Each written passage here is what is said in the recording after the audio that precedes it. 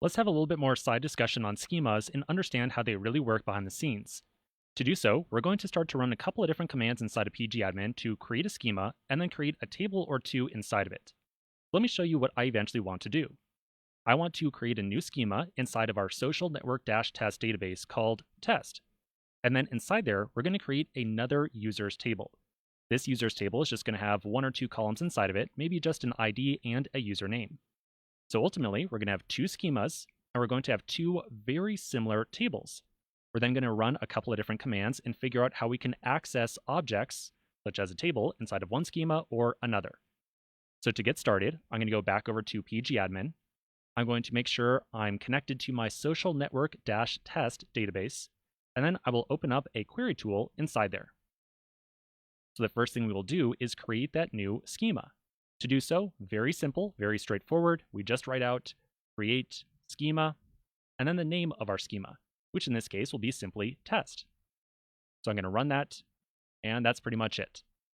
We can now see the new schema on the left-hand nav if I right-click on schemas, click on refresh, and now there's my public, and down here towards the bottom, there's test.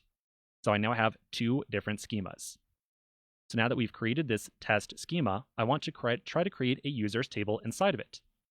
There's just going to be one little difference here compared to how we normally create a table.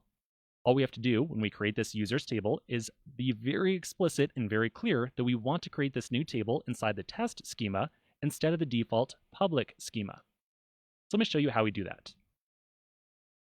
We'll do a very normal create table, and then rather than just writing the name of the table by itself, I'm going to first write out the name of the schema that we want to create this table in. So in this case, I want to create the table inside the test schema. I'll then put a dot, and then the actual name of the table that I want to create. So users. So this means I want to create a new table inside of the test schema, and I want its name to be users. So now inside of here, as usual, we can define a couple of different columns. I'll give it an ID and just a username. So I'm going to run that, and the table has been created.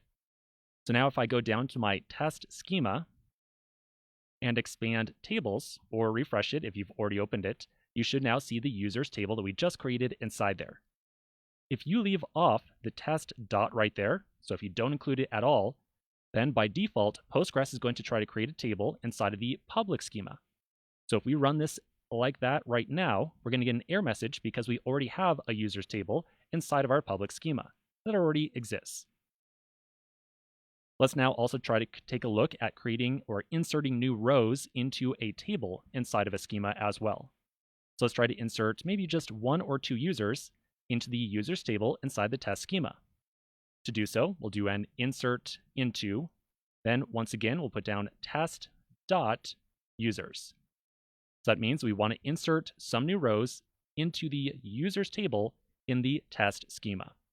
So I bet you're starting to notice a pattern here. Whenever we make use of a schema, if you want to specify some schema to access, right before it a reference to a table or a index or anything else that belongs inside that schema, we'll just write the name of the schema and then a dot. That's pretty much it. If you leave off that thing entirely, that means just by default, use the default schema. So I'll do an insert into test.users. I want to provide just a username. And I'll put in, how about just Alex and whatever, just some gibberish. So I'll run that.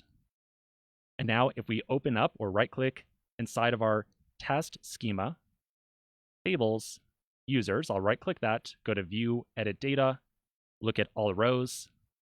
And now inside there, I can see very easily I've got Alex and whoever's else name that is.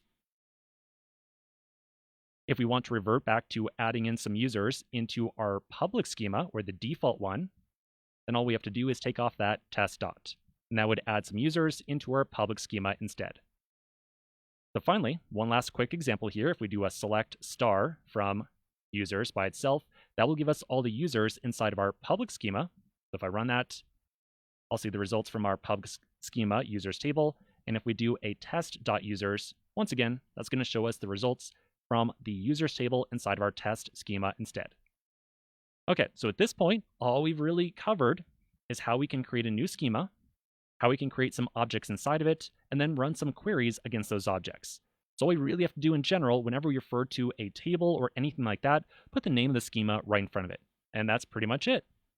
So now that we've got that kind of baseline understanding of schemas, let's start to expand upon this a little bit more in the next video.